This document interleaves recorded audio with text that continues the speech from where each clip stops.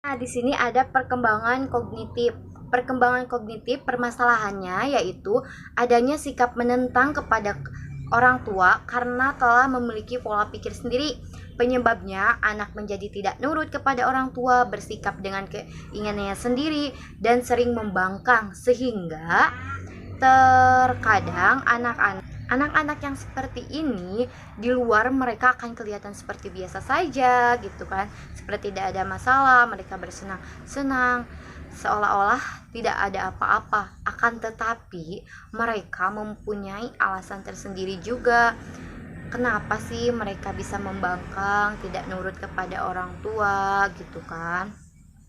Ya karena memang ini bukan keinginan dia sendiri, jadi mungkin bakal si anak di A misalkan, tapi orang tua nyuruhnya di B, otomatis gitu kan anak pasti marah dan akan menentang kepada orang tua. Permasalahannya mungkin seperti itu, tidak sesuai dengan bakat dan minat anaknya sendiri, tetapi orang tua memaksakan. Jadi alasannya kenapa penyebabnya seperti membangkang sama orang tua ya seperti itu.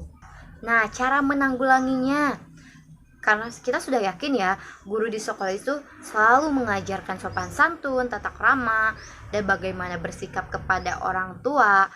Nah, akan tetapi orang tuanya pun di rumah harus bisa menyeimbangkan.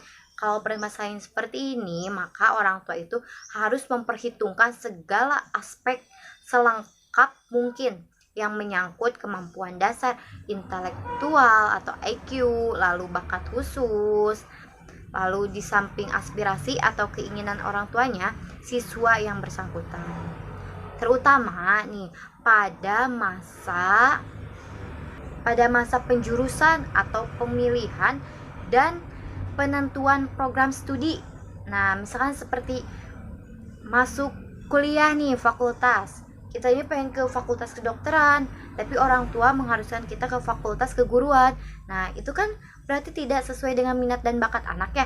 Maka dari itu orang tua itu wajib mempersiapkan segala aspek kebutuhannya dari mulai IQ, tes minat dan bakat. Jadi orang tua juga bisa tahu, tidak harus memaksakan si anak ini harus ke sini misalkan seperti itu. Nah, lalu yang nantinya kalau misalkan tetap dipaksakan, nanti si anak malah ya tidak nyaman dan nanti malah sekolahnya tidak benar atau kerjaannya tidak benar seperti itu. Nah, upaya ini bertujuan untuk memahami dan mengurangi masalah-masalah yang mungkin timbul berkaitan dengan perkembangan bahasa dan perilaku kognitif ini ya. Mungkin itu sedikit cara menanggulanginya, semoga bisa dipahami.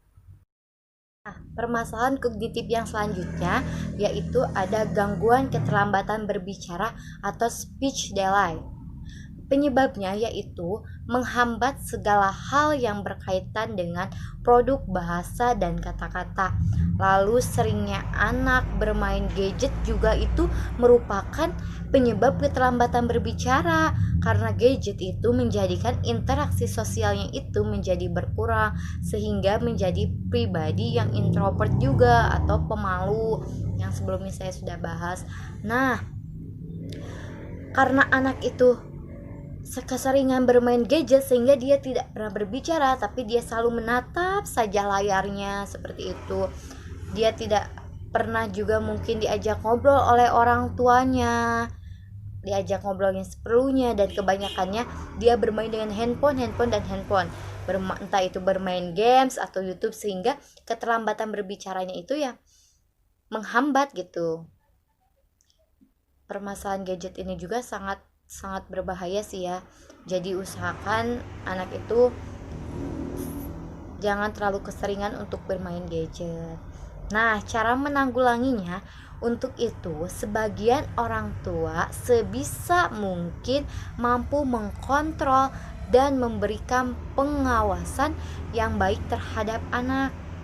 Mungkin kita bisa menjadikan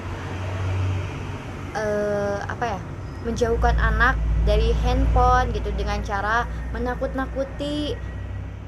Apa sih akibatnya kalau kita keseringan main handphone, lalu kita beri gambarnya ini loh seperti ini. Kalau kita keseringan bermain handphone atau bermain gadget, nanti mata kita rusak, nanti mata kita menjadi merah, dan akhirnya bla bla dan sebagainya. Jadi mencobalah untuk bisa mengkontrol dan juga selalu mengawasi anaknya ketika sedang bermain gadget, dan jangan sampai berlebihan seperti itu. Terima kasih. Dan permasalahan kognitif yang lainnya yaitu tentang permasalahan kognitif pada tidur anak. Penyebabnya itu akan berdampak pada tahap pertumbuhan yang mungkin memiliki efek merugikan pada keterampilan kognitif anaknya. Dan cara menanggulanginya. Pertama, orang tua harus bisa mengendalikan jam tidur anak pada waktu yang seharusnya. Jadi kalau bisa, misalkan kalau emang anaknya tidur selalu jam 8, otomatis dibiasakan jam 8 itu harus tidur agar nanti bangunnya bisa pagi. Lalu hindari pula menjadikan anak terjaga sampai larut malam yang akan menjadikan jam biologisnya itu aneh. Jadi gini, kan biasanya kalau sudah liburan ya, biasanya anak itu suka tidurnya jadi malam, suka diberikan toleransi oleh ibu dan bapaknya gitu. Kalau misalkan liburan boleh tidurnya malam.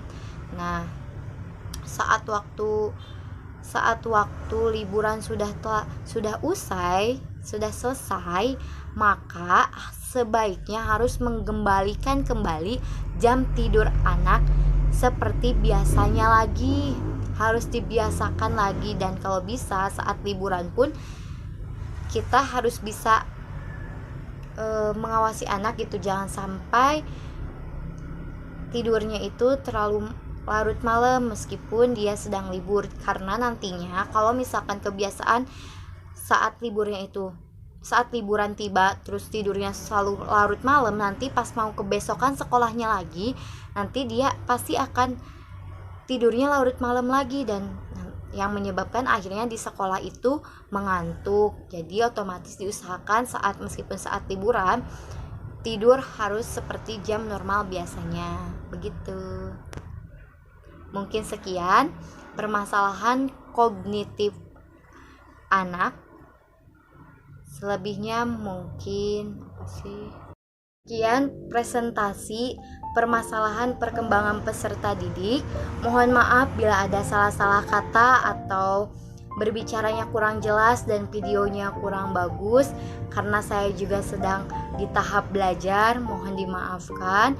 Dan masih banyak permasalahan perkembangan yang ada pada peserta didik, akan tetapi saya mengambil hanya salah satunya saja, mohon dimaafkan. Wabillahi taufiq wal hidayah. Wassalamualaikum warahmatullahi wabarakatuh.